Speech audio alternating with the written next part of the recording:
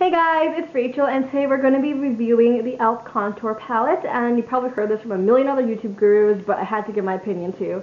So this is what it looks like. Let's get up close and personal view of the palette. So there is a cool tone contour shade, a warm bronzer shade, a peachy kind of under eye setting powder, and then a shimmer highlight. I purchased this for $6 at my local e.l.f. store. I want to mention that this does come out of the palette if you're curious. I don't know if they're making refills for this. Maybe they are, because that would be great because these shades don't work for every skin tone. So I'm going to do my review of the product while I demo it. So let's just cut right into the demo. So I already applied my foundation, concealer, and my eyebrows. So now let's move on to the e.l.f. Contour Palette. And first off, let's just talk about the huge ass mirror that it comes with. It is my favorite part of this whole palette. It's really great, and I'll reach for this palette sometimes to do my makeup because the mirror is really nice. One thing I will have to say about these powders are that they are really powdery. Like, it kicks up a lot of powder. I'm going to start off with setting my under eye concealer, and for that I'm going to be using this light peachy shade right here. This is what it looks like. That's a really heavy swatch on my hand if you're curious what it looks like. It's not my favorite. I wish it was more yellow tone because I feel like yellow brightens my under eye better. So I'm going to be taking this e.l.f. blush brush and tapping it into the peachy shade. As you can see, it picks up a lot of powder, so you gotta tap that off because the powder is really powdery. I'm just going to be setting my under eye concealer with this, and honestly, I personally don't see much of a brightening difference when I use this powder. I think there's a slight brightening effect to it, but I definitely prefer using a yellow one, like the one in my Marc Jacobs one. I definitely prefer that one. So now I'm going to move on to bronzing my face, and I'm going to be using this matte warm bronzer right here. And this bronzer isn't as powdery as the rest of the products in the palette, but it is a warm toned matte bronzer, so that's what it looks like. And here's like a close-up of it if you want to see what it looks like. So that is a really heavy built-up swatch of this bronzer.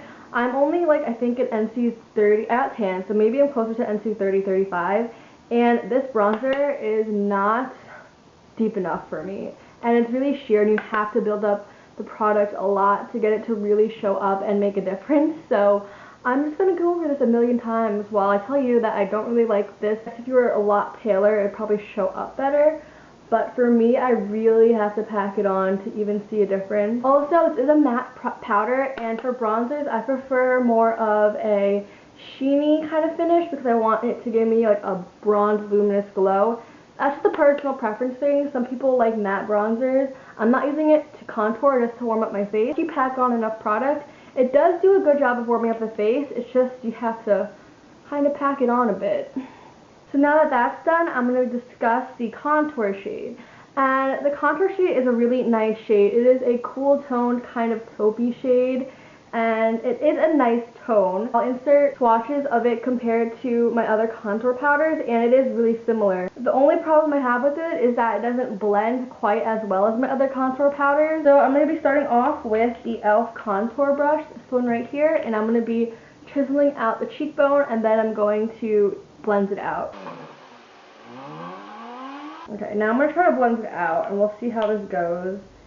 This is a technique I do for all my contouring. I always contour with this e.l.f. contour brush, and then I'll go in with this Jessa powder brush, and I'll like blend it out. And when I do this technique with this powder, for some reason, it looks kind of tacky to me. I can't get it to blend out. Like, you see how that line is still there even though I'm kind of buffing it over? And I did dip my brush in more product to try to get it to blend out, and it's not doing anything.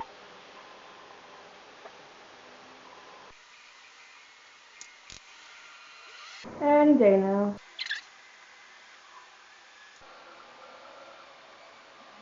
So does the contour shade give myself a sculpted look? Yes, it does give a sculpted look. It is a nice tone for a contour shade. It's just that the texture of the powder is a little bit hard to blend, so you do want to be careful because as you can see, it kind of has some lineage going on, and I'm trying to blend it out, but this is as good as it's getting. So let's move on to the highlight. So this highlight shade is a shimmer highlight, which is unique to other contour palettes I have seen from the high-end market, and this highlighter sucks. Like, it's super, super powdery like every other powder in this palette, But the other ones are matte, so it's okay if it's a little bit powdery. But since it's so powdery, the shimmer just looks a little bit awkward, and the sheen looks a little bit awkward. So it's just like a kind of white highlight. So that is a swatch of it, and as you can see, there's literally barely any sheen to it at all. Because even for like an everyday highlight, I feel like it wouldn't look like anything. Like my Wet n Wild Reserve Cabana is a really natural highlight, and it does make a difference on your skin, but whenever I apply this to my face, I don't see anything. So I will prove it to you, and I will apply some. I'm packing a lot on, and probably can't see anything at all. I know highlights are usually hard to see on camera anyway, because my camera sucks, but in person, even I don't see anything. It seriously gives like zero shine and shimmer to your face at all. And I can appreciate a natural highlight because I have really oily skin. This seriously does nothing. So I will be right back after I do the rest of my makeup. I am back with my full face of makeup on. I don't know why I was feeling a cool tone smoky eye in the middle of summer when I'm sweating so much, but makeup has no rules, so I just did it. So you heard a little bit of my thoughts about each product while I was demoing it, but now I'm just going to do an overall wrap-up of what I think of the product. I really want to say that this is good for the money you pay for, because it's like $6 and you're getting 4 shades. Like, that's an amazing deal. But I also don't want to say that I recommend it, because during the demo I was like, this is wrong with this shade and that's wrong with that shade, and I found something wrong for each shade. So I don't want to say I recommend it either. First off, nowhere near high-end quality. Like, this is not dupe anything I own high-end. Just putting it out there. I guess if you are really tight on a budget and you really could only afford one item for your highlight, contour, bronze, or if you're like a beginner and you don't want to spend a lot of money on it because you're not sure if you're going to like it, but you just want to kind of test the waters out, maybe I would recommend this to like play around with, because as you can see, you can get a look from it. Like, if you put enough effort into it, you can get a look from it, but this is not the easiest products to work with. Personally, I would recommend just buying a drugstore option for each shade. So like this contour shade, NYX makes a contour shade. For like a bronzer shade, I really like the NYC Montauk Bronze. For this yellow shade or peachy shade to set your under eyes, I believe e.l.f. makes a yellow toned one, but I've never used it personally, so I can't necessarily recommend it, but I know it's out there. And as for this really bad highlight shade, there's so many beautiful drugstore highlights. There's a Wet n Wild Reserve Cabana. e.l.f. single highlights are amazing. Maybelline master highlights are amazing. Vision formula highlights are bomb. So I'm not saying you have to go buy that Kevyn Aucoin sculpting powder or your Becca highlight to get a nice highlight and contoured look.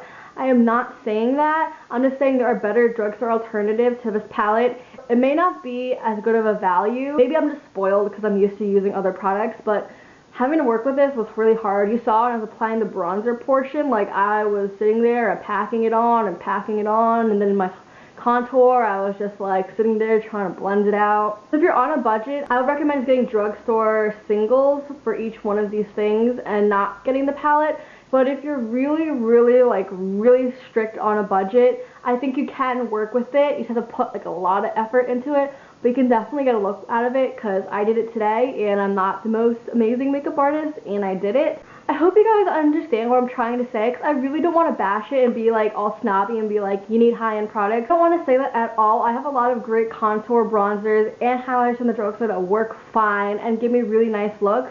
This product just isn't one of them. Also, another gripe that I have with this palette is that it is not friendly for women of color and deeper skin tones. So I hope you guys found this review helpful, and don't forget to subscribe and give this video a thumbs up, and I will see you guys next time.